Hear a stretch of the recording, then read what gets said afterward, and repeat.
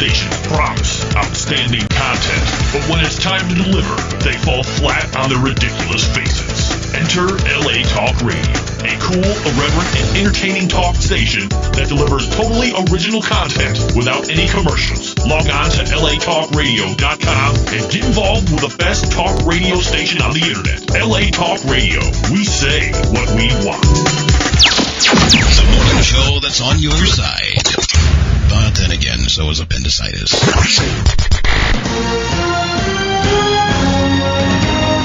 Get ready for the most popular morning show anywhere on the internet. You're listening to Sam in the Morning with Mia, right here on LA Talk Radio. If you'd like to take part in the show today, give us a call at 323-203-0815. And now your program hosts, Sam and Mia. Good morning. Welcome to Wednesday, September 25th. Happy Hump Day. There, I said it. Good. Good. No conversation about it anymore, okay? Nope. It just happened. I think if I'm sick of it, people are sick of it too. So you contacted me over the weekend, actually. Yeah. And it sounded pretty interesting, so I invited you to the show. And so you guys are a writing team. Is that We are. what you guys do together pretty much? Yes. That's why you're together on the show today. Absolutely. Okay. Absolutely. Because you work together and you collaborate. Yes. Okay. And we live together. Oh, you live together There's too. There's Okay. that going on too. So Oh, there's more well, going how on. about that? I was going to Okay. get to that, but I wasn't sure. I don't want to put you on the spot or More anything. beneath the surface. Yeah, there you go. Awesome. So, a live together team, writing team, Right. and so you guys wrote a book, and we'll get to the book in a moment. So you guys live here in Southern California, right, in LA area. Yep. So, because sometimes we have people that are not from here and stuff. Michael, are you originally from LA? I am. I've lived in the San Fernando Valley my whole life. Oh, really? Yeah. Wow, how cool is that? Yeah. Okay. Yeah, not Yes. many people are from here, right? We always No. say that. Yeah. Yeah. And you, Kim, are you originally from here? No, I'm not. Okay. But I've lived all over. Really? Where were you born? Where did you grow up? I was born in Sacramento, Oh, really? Northern okay. California? and I love Northern California. I love the Bay Area. Uh-huh. I lived in Get Napa closer for, to the mic. for We need to like hear 21 years. Oh, really? Bay Area? Mhm. That's beautiful there. Yeah. So, did you guys meet up there, or did you guys meet here? We met here. I was living in Santa Barbara. Right. Oh, and, okay. And we met here, and we started dating. And actually, our first date was in Carpinteria, just below Santa Barbara. Oh, right, Oh, which is a cool place. It's a cool little beach town, and Right. that we wound up writing our book there. We wrote the screenplay first for 9 Degrees North, Uh-huh. and then we wrote the book afterwards. But Carpinteria was just the place where all the inspiration came from this beautiful little beach town. we went there a Wow. couple summers, and we rented a place for like a month, and we would just write. Wow. It was Very wow. cool. Overlooking the ocean, just such inspiration. It's great. Wow. Very cool. So that's amazing. And then it turned out that you're both writers and stuff, like Yeah. you were before you met, right?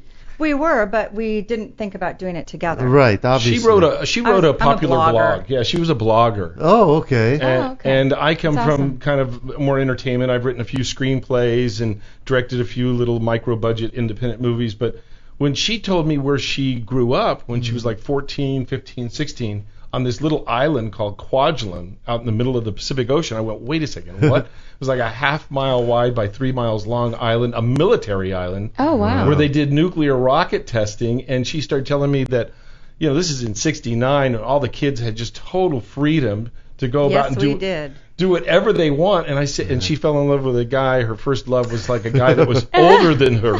Yeah. So it sounded like, you know, kind of like the inverse of Summer of '42. And I said, wow, this would make a great, like a Steven Spielberg movie. Uh-huh. You know, and she just Yeah. kept telling me. The more she told me about it, the more I started going, this is a phenomenal idea for a story. Wow. You see, that's how That's stories very come cool. about, you know, Yeah. and that's the Yeah. amazing thing, you know. It was totally unexpected, and then had you not met her, you wouldn't have thought about it. Absolutely probably. not. No, there's no way I could have conceived this without Kim. Right. Well, he never even heard of the island. Yeah, No. I don't think anybody has. Yeah, I don't think haven't I've ever even heard How of did the you island. end up there? My father was a civilian. He worked for McDonnell Douglas, Uh-huh. and we got transferred out there. So Because of the testing and stuff? I mean, yeah, he is was a that- test engineer. Oh. So they would test rockets, missiles, whatever, from Vandenberg Air Force Base, basically, out here to the island. They would intercept them. Right. This is kind of where our Star Wars program became, to be, and they would launch missiles from Vandenberg, and they'd shoot them out of the sky from Kwajalein. Right. Oh, wow. To meet them. Yeah. And so that's kind of... And somebody had to do it, I guess. So your father was the one. Yeah. And you guys came along. Yeah. Wow. But what was interesting, interesting. Sam, is that this island is part of an atoll of a string of islands. The Marshall And Islands. The Marshall Islands. And one of the islands is Bikini Island, where they named the bathing suit after Bikini Island. Oh, Oh, really? my gosh. Wow. I know, but in the atoll, right? No. Nearby. She Nearby. doesn't agree. It's not that nearby. Okay. I'm still learning. It's okay. She has to correct me That's why every you once should. in a while. Yeah, you should let her tell her The own dynamic stories. of our relationship, I try to tell people who I am. She goes, "No, that's not who you are." Yeah, exactly. you guys tell each I other let about you each tell. other. You, Yeah. you tell them about Bikini. Well, no, I mean, I'm just Bikini Island. That's totally different. We're talking about the Bravo test back in Right. '54. Right. But right now we were just kind of Kwajalein, the island itself. That didn't have anything to do with. I mean, Right. I understand. you know. I understand. Okay. He's not confusing us that much. So we're Yeah, good. it's just in a different atoll. Is all. Yeah. Okay. It's in the island. So now, how long did you guys live there? I mean, didn't your father think, Few years. well, how long? Just a few years. You're only there contracted to stay. Yeah. You know, like Just a few years. I mean, that seems like a long time to be living on a small island, isolated from the world, right? Yeah. very much. But Yeah. but as a teenager, you didn't care because It was just fun to be fun, there. fun. Wow. Yeah. So so you lived on a military base, right? You Right. pretty much had everything you needed and Yes. stuff. It's not like there's any villages or towns or anything No, there. no. It's very small, There were right? no cars, No cars. no television, Wow. Yeah. Um, no phones, Right.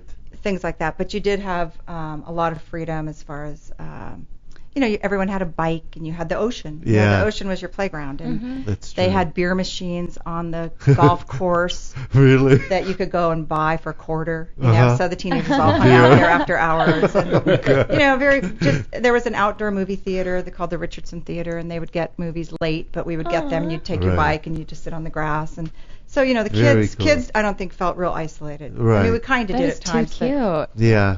They got movies very love late. it. I think they're just now getting like Butch Cassidy and the Sundance. Yeah. They're catching up on it. Yeah, they're a little bit. far behind. But they actually had a lot of sharks out there too. So they would feed the sharks at one point, one spot on the island, Oh, just wow. every day, just to keep the sharks away from the Fed. public areas Oh, okay. where Oh, they boy. where they swam. That's interesting yeah, stuff. I guess yeah. it makes sense. Yeah. So that's a very unique childhood. I mean, not many people go through that. So what do you recall from? So they did like testing there for rockets. Was there? I mean, it was all kosher and everything. I mean, right? It wasn't. I mean, it was probably secret from the public and everything, but it wasn't something they were really doing that's wrong, right? No, Over it wasn't. there. There was nothing wrong, I Right. don't think. And again, as a teenager, I could care less what they were doing. Right. And that's kind of what happened with our story when we started writing it, because it started out to be just a fun, this is just fun, let's do a coming of age story. Right. And then Michael and I started doing a lot of research and kind of for ourselves uncovered this whole history that neither one of us were really that aware of. Oh, wow. And that was when we were like, wow, Yeah. there's a lot of stuff here that people don't know, and we would really love to share it with them. These Right. islands out in the Pacific is where they tested the nuclear bomb after World War II for like a period of around 12 years. Really? They dropped wow. over 65 nuclear bombs out in this area. Yes, testing the nuclear bomb. In fact, one of the bombs that is kind of focused around in our book was one of the tests was called the Castle Bravo test. And this one bomb, The largest. the largest one that they dropped on Bikini Island, it was 1,000 times more powerful than the bomb we dropped on Hiroshima. Wow. Oh And my they gosh. didn't Can you even know imagine? how large it was really going to be. It was Right. it was much bigger than they actually thought it was going to be. But Right. they thought the wind was going to blow this way, and it actually blew that way, and it covered several islands that were inhabited by Marshallese. Oh, really? So we go Wow. into this in our book, and we talk about this, and these 6 teenagers who we've kind of told the story through in our book in 1969 are starting to wake up to their surroundings. They've been transplanted on this island. Their history teacher is this cool guy who would have probably been flying his freak flag if he would have been a little younger, but he kind of Explain to the younger audience what a freak flag is. Yeah, what is it? He would have been like a hippie if he was, a few years younger. And so he identifies with these kids and kind of befriends them, and they want answers to like stuff that he is really not part of the curriculum to be teaching them. Right. And it's a very strict military-run island, so Yeah. he starts like hipping them to some of the stuff that went on out there. Wow. And they're just teenagers, and they feel, this is during the Vietnam War, and one of the characters' brothers is leading the protest at Berkeley. And so there's a lot of tumultuous emotion that is dealt with in this book, and it really is it's a wonderful kind of a stage to stage a story around this whole stuff, because you Right. get young kids identifying, like 14, 15, 16, 17-year-olds identifying with the book from a kid's point of view, but then you get baby boomers going, wow, this is what was going on when I was a kid. So we're lucky in that sense. We have a wide demographic of people that it appeals to. And we Yeah. became very involved and concerned as we were writing it with the Marshallese people themselves. Yes. It overshadowed anything we started out with, which was, these 6 American kids on this island. It all of a sudden, for both of us, it was like, wow. I mean, because they're still to this day enduring a lot of suffering, and they were removed from their homeland, never to return. At the I guess you would call it, I don't know, when they were moved from the islands in the beginning, when they were going to conduct those tests, they came to the islands. They said, they presented their case, the Americans, and said, we're doing this in the name of God to end war for all time. And they couldn't speak English or anything, but they're like, Okay. so they left their home with the thinking they were coming back in days, and they've never been able to come back. Really? No, Oh, wow. So some say Bikini Island is off limits for over 30,000 years. That Oh my bad, huh? gosh. Now, how far is that from the land, from the mainland of the United States? Well, I don't know the exact miles, if I was to say miles, but when you look in the Marshall Islands, this is how I always tell people, if you look at San Francisco, Right. Japan, and Australia, it's right in the center. It's 9 degrees north of the equator. Oh, really? That's where the title comes That's from. where Yeah. our title comes It's Okay, like so it's- 2,500 miles from anywhere. Yeah. Give or take 1,000 miles. It's really isolated. Isolated. And the Marshallese people have never been able to go back to their homes. They were just, a lot of them were transplanted to Ebi. Tell them about Ebi. Well, Ebi Ken. is the island right in the Marshall Islands where you have Kwajalein. I know this is a radio show and you guys can't see my hands, but I That's talk okay. with If my you hold them hands. closer to the mic, they'll see it. Okay. So it's like Kwajalein's towards the bottom. Yeah, Is that so what you- Kwajalein's okay. the larger island. It's the largest island of all this little chain of islands. Mm-hmm. And right next door is Ebi, which is smaller than Kwajalein. Kwajalein, as Michael said, is 3 miles long by half mile wide. Ebi is smaller. So right now they say on Kwajalein there's probably 1,000 people that live there, military and civilian combination. And on Ebi next door there's there's 10,500 people living in all those little islands. The majority all live on Ebi.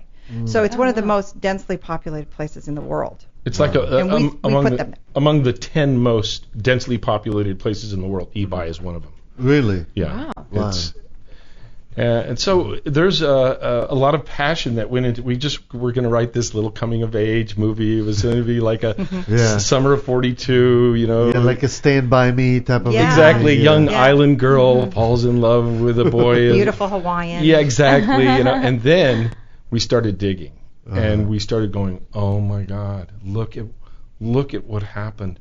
Look at all of this. And I'm 58. I'm going, I've never even heard of Kwajalein, nor did I know all this history about. And the more we wrote, the more we dug up, the more we found out that other people didn't know either. And it really became a think piece. Wow. Wow. Yeah, it's pretty deep stuff, because when you think about it, you're putting a lot of people in danger, and you know, and I'm sure they don't tell anybody that they're doing this stuff, right? I mean, No, as far as the government and all it's, that, it's not secret. something that they want to advertise. Right. Mm-hmm. It's a secret thing. Yeah. Yeah, so now when they, when they're doing these like bomb testings and everything, isn't there like radiation that's in the area, or do Well, they not? yes. how That's does that exactly work the happen? problem. This was yeah. the fallout that occurred to the Marshallese. Like I said, during the Bravo test, there was several islands that were affected by the radiation. They were left for a number of days, several days, on the island before they were rescued. And they were brought back a couple of years later and said the island's fine, everything's clean, and it wasn't. And they brought them all back, and the soil was tainted. Sorry, can I just Go this ahead. is an island called Rongelap that we're Right, talking about this is- mainly. It's not Kwajalein itself. It's Yeah, these are Rongelap several that's in- islands near Bikini, several hundred miles away. But there was several. One of them was Rongelap specifically that we talk about in the book. And the what's interesting here, and it's extremely sad, but it is their culture. In their culture, if you have a deformed childbirth, it means you were unfaithful to your husband. And for years after this testing and the nuclear radiation, these mothers were having these horribly deformed childbirths. And Wow. I mean, I don't even want to go into it on the radio because it's so shocking and horrifying. But they covered it up because it was associated with shame because of their culture. But it was not. It didn't have anything to do with, disloyalty or, Right, anything. It had to do obviously, with right. radiation. Right. And so we talk about this, and we bring this up in the book, and the kids find out about this through their history teacher. And actually, their history teacher is based on a real guy named John Smitherman, who was featured in a documentary called Radio Bikini. And he was one of the crewmen on a ship called the Sumner that was actually one of the ships that motored into Ground Zero after one of these big nuclear tests. Have you ever seen old film footage of these nuclear tests, and you see all these ships placed around the explosion, and you see the ships going up the side of the blast? Well, they wanted to see the effects of these blasts, so they put a lot of derelict ships all around Ground Zero. Loaded them with living and animals. Loaded them with living Wow. animals and other atrocities gosh. we shouldn't even go into because it would disturb your listeners. But nonetheless, this ship, the Sumner, and many other ships that the Navy had, they went right in there 10 hours after the blast, and all these crewmen, John Smitherman was one of them. They all boarded the ship with just shorts on, little tennis shoes, walked around these burnt, charred ships, and inspected them, and swam in the water where there was all dead fish floating, and the condensers pulled up the water from the lagoon, and they drank this water. And years later, a lot of these men perished. A lot of these men, and John was one of them, who actually was interviewed in this documentary called Radio Bikini, who talked about the entire experience. And we said, that's going to be who our history teacher is. That's going to be the he has his arm in a sling in our book, but in real life, this gentleman, he lost both of his legs, and his arm was swollen up, and each one of his legs swelled up to the size of trash cans, and they had to be amputated. Wow. And this happened years after. It didn't happen immediately after. It was years after he started feeling these effects, but no one talks about this stuff, and Right. it's just, it happened gradually. It didn't happen overnight. And oh boy, talk about passion. That's why Kim and I have been so passionate about this project. I just want to say one more thing though. As heavy as all that is, and it is heavy, and it's eye-opening and disturbing and all that, the book really is more or less kind of a light story of some kids and some fun. And I mean, that we kind of laced it all together or wove it all together, where you still get a little bit of a history lesson and maybe the desire to learn more. Right. But young kids can But it are is a reading novel, this and loving right. it. Yeah. Yeah. So it's Absolutely. It's a story. a nice story too. And the screenplay that we originally crafted was really an exciting piece because we had to use all that music from the 60s, all that protest music, and Buffalo Springfield and War and all these great bands that just brought so much flavor of that era. And in a movie you can you can say so much with music. It evokes those emotions that That's you know, true. as baby Right, boomers, that we yeah. all felt back then. Right. That's cool. Yeah. Well, that's, I mean, that's very, I think that's the way novels should be written, like to give the essence of the time, of the place, of the smells, of everything, So, how long ago did you guys write this? When did you decide to start writing this, the book? Well, yeah, we wrote it about a year and a half ago. We published in March of this year, self-published on Amazon. Oh, wonderful. The book is available through Amazon.com. It's called 9 Degrees North. Great. And it's also available on Kindle. Right. So it's not just a Kindle. It's definitely a printed book. A paperback, And, yes. Yes. And it's called 9 Degrees North. For those of you who didn't hear earlier, 9 Degrees North. Now, you mentioned that's north of the equator. Is that what you were referring Yes, to? 9 degrees north of the equator is Oh, where the wow. island is located. The, Wow. Kwajalein, yes. Very cool. Very cool. Yeah. It was funny because like 3 or 4 days after we decided to launch into this project, I said, let's open up a Facebook page. I said, Kim, do you still know a few people from Kwajalein? She goes, maybe 3 or 4. I said, Yeah. well, let's just do it anyway. Let's open a page and invite your friends, your 3 or 4 friends to it, Right. and invite them to start telling their stories and anecdotes and whatnot, and tell them that we're writing a book and we're Right. writing a movie. And within a week, we had over 400 people. Wow. Oh my Well, gosh. That's pretty I'll give a good. shout out to Sonia Hauget if she's listening in San Diego. 'Cause Yeah. she's the one who grabbed hold of that and got a hold of everyone she knew from Kwaj, and all of a Aw. sudden we had 400 people. Wow. So you got very- 400 cool. That's people awesome. putting their photographs, telling their stories, and then Kim and I were able to go in there and glean, these little anecdotes and these little side stories, and Right. and imbue them in the book, and just, it was such a wonderful process to kind of do it as a collective, and it's great. Right. Yeah.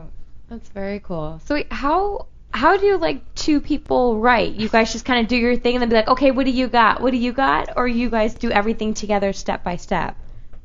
Well, Kim and I, we respect each other a great deal.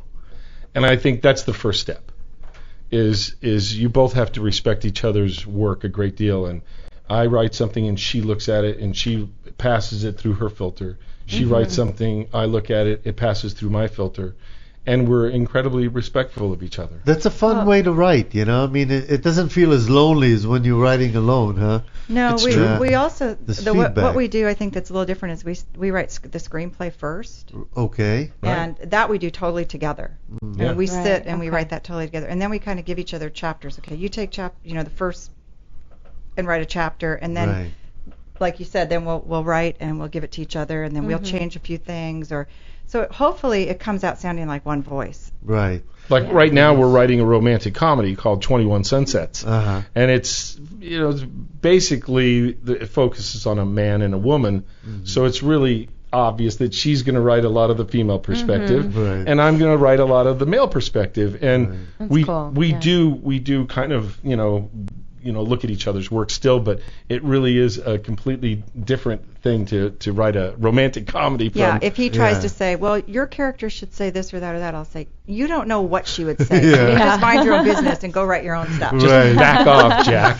And that's amazing though, because some writers have the ability to do that, and like to know how women would, like Stephen King, for example. I mean, he gets kids, he gets women, he gets everybody. He just knows, And I think if you, I think you can notice if a man would write something that a woman would say or think, and would not be accurate about it. I mean, you would know. Wait a minute, the woman would not say that. Right.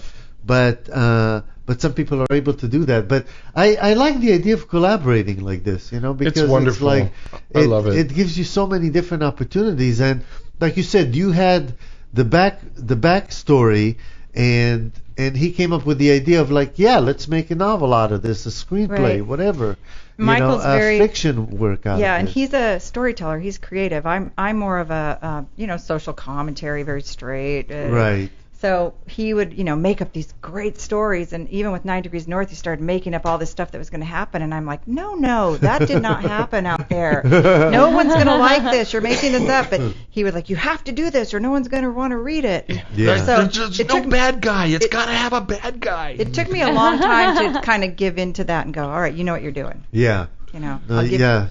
And then the reviews, a lot of the reviews that we're getting on Amazon are very favorable. People are saying, I love the story. It's you're really, rooting for these high schoolers. And Right. I tell you, those kind of reviews just make my day because, if, everything comes down to story. They say the three most important aspects of script writing and storytelling are story, and story. And so no one yet has faulted us for the story. We've had a few quadras say, no, the Richardson The Theater is fact, not an outdoor. It's not an indoor theater. It's an outdoor theater. We've had a few reviews like that. Yeah. saying- we got a couple of reviews that Yeah. first stung a bit, but then we're like, oh, whatever. we had to take some liberties to make it a feature-worthy thing, and so. Yeah. I know. It's just not, because I think the research doesn't end when you do this stuff.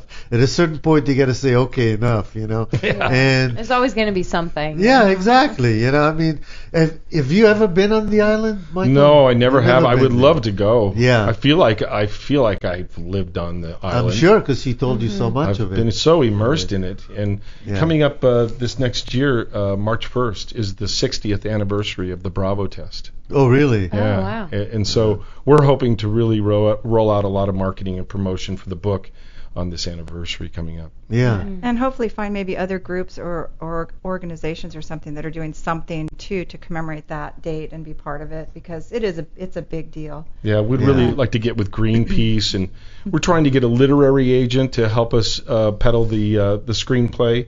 And it's like I said, there's so many vampires and zombies and werewolf things that are just keep getting rehashed over, and so few. There's so few original movies out there That's that Right. have original stories with characters you care about, and you go home and you talk about them. Yeah. And one of our reviews said, read this book, parents, and then take and give it to your kids. Yeah. And I stood up and cheered when I read that. I said, yes, that is such an awesome review. Right. That's that great. was like, mission accomplished. Right.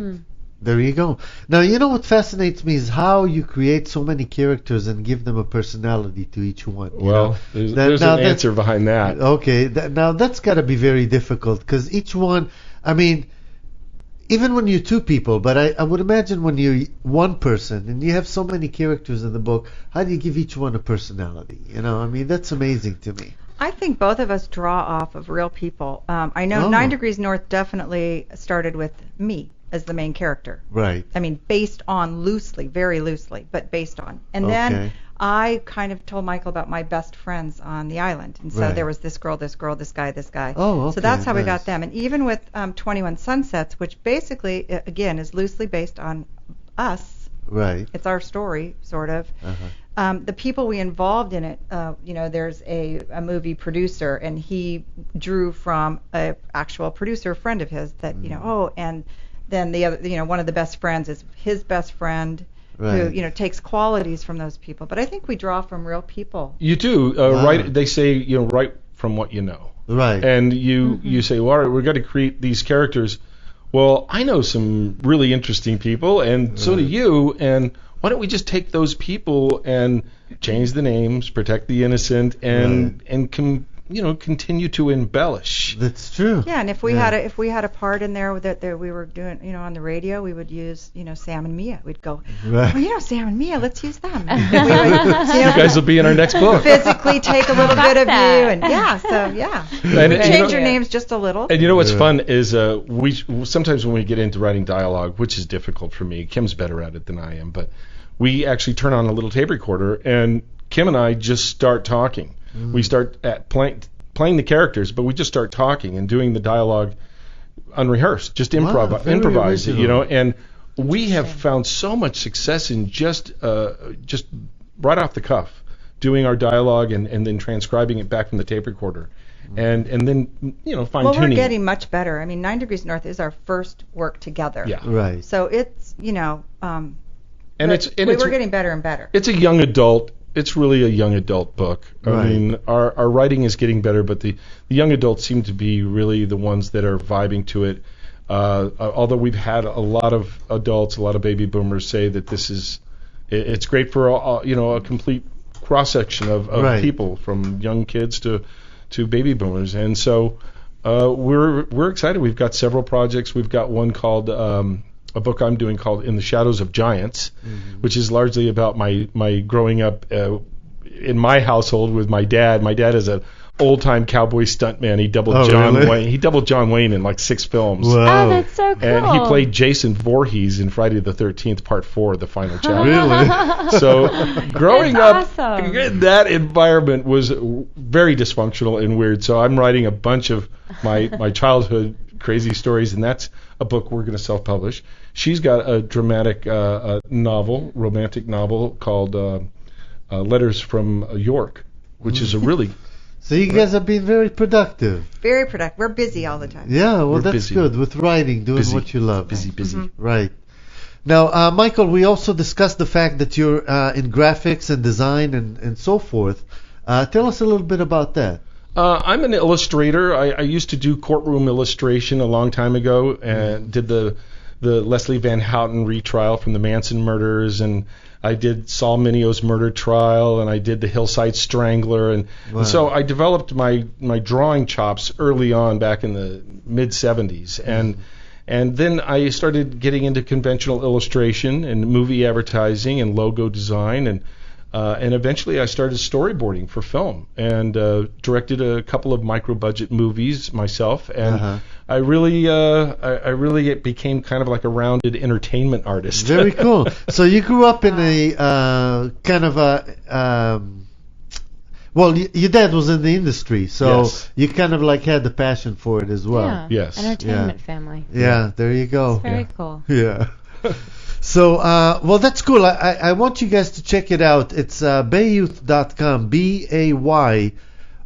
BAYOUTH.com, and you guys can check out some of the illustrations. I mean, he's got like Marlon Brando here that I can't believe how great it is. You know, Oh, I mean, thank you. yeah. How long does it take to draw something like that? That took me over a weekend. I started on like a Saturday morning, and I finished it Sunday night, and so a couple of concentrated days on a piece like that.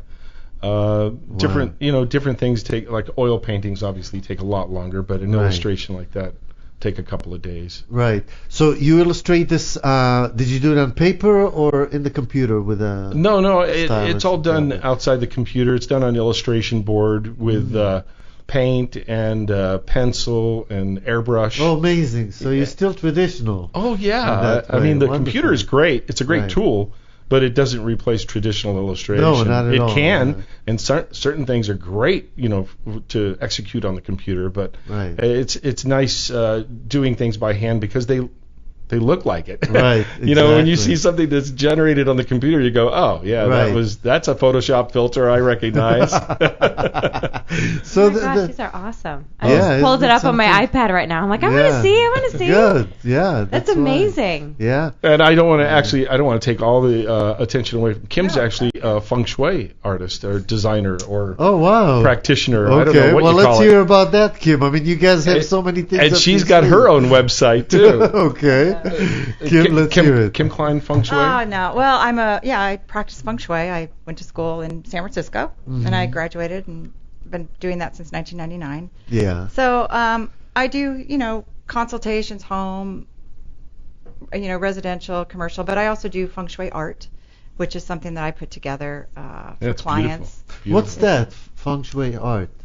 Well, let's see. You have to know something about feng shui, but I bring in the elements or the colors or the textures and things that go in a certain area, a life area in your home. So I use, lots of different materials, from fabrics to paper to chopsticks to buttons to, stones to Oh, wow. all kinds of things like that. That's cool. Right. Yeah, so that's fun. And We what's your website? Well, my website is supposed to be updated by my partner here, which hasn't been done. She looks at him. He's like, "Oh, my bad." But it is KimKleinFengShui.com. Okay. So if anybody's interested, they can go to that. It needs to be updated a bit. But So he's very busy. Yeah, obviously. that. You guys are very busy. By the way, that's Klein, Klein. So, Yes, like Calvin, if you forget. yes, there you go. You even have the same initials. Oh, no, that's Calvin with a C. Sorry. What, you were going to say something? Oh, no, I was just so the whole because I don't really know much about the whole like feng shui thing. Is that just you're like if you're designing a home, just putting the couch in this area and that area, and just having the right feel when you walk in, like everything's proportionate, or Sort of. how does that work? Well, that's what a lot of people think it is, and I did too when I went to school for it. I thought it was just kind of rearranging my furniture, but that's part of it. There's lots of layers. It's all based on like the I Ching, like the yin yang principle of balance. Okay. Right. And so yeah, it is. It's having a good energy flow through your home. Right, energy flow. That's the key here, right? It's so it's kind not of like- just the furniture, but the layout and They yeah. call feng shui sort of like the acupuncture for your environment, as opposed to, it clears up meridians, opens up things work better, and it just creates a lot of opportunity for you. Wow, that's so Wonderful. interesting. When we go into a restaurant and we go to sit at a table, she goes, "You don't want to sit there. That's bad feng shui." And I go, "Oh, Really? okay. How about here?" She goes, "That's better." So Great. Wow. So plug the book again, 9 Degrees North. You can get it on Amazon, probably. yes, Amazon. You can get it paperback or Kindle on Amazon.com. And if you want to see this thing made into a movie, we urge you to leave a 5-star review on Amazon and tell those producers out there that you demand to see this as a movie. Okay, that's what we'll do, man. That's what we'll do. We gotta find the producers first. Yeah, but- and we need that literary agent. Boy, without a literary agent, you can't Really, move it's five, hard, huh? five A feet. lot of closed doors. Wow, Yeah, really. a lot of closed doors. So self-publishing is still difficult. I mean, the mechanics of it is easy, but to promote it, it's still hard work. Yeah, Yes. it's kind of like, writing the book's like being pregnant. It's really no big deal. You can't Right. really, it just does it. Right. And then once you have it, you have to raise it. It's like and a baby. that's really hard. Yeah. Yeah. But Michael, I have to say, he learned how to self-publish. We knew nothing about it from the beginning. And this guy, when he wants to learn something, he just learns it. Really? And so he learned it, and we self-published, and it's been great. And it's a great opportunity. People get a chance now to produce whatever they want on their Awesome. own. You don't have to wait around. So, Great. but you have to learn it. and Congratulations. there's- Good for you Yeah, guys. thank Yeah, you. we're going to be recording step. the audio version of the book soon, and that'll be available on Audible. Give him a little taste of that, Michael. The dawn broke dim.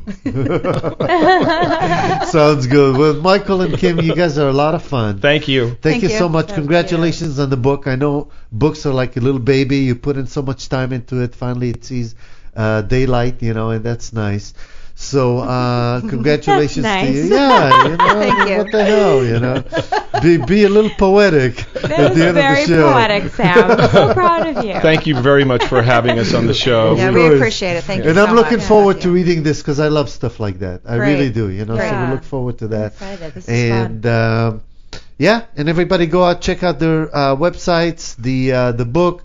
You have a lot to choose from: feng shui, illustrations, Oh, Yeah. can I give them nuclear bombs. our publishing Yeah. website? Sure. It's www.palmavenuepublishing.com. Okay, and that's your company too? Yes, that's where we have our Oh, 9 boy, we Degrees need- North book. Super We cute. need another show just for your other projects too. PalmAvenuePublishing.com.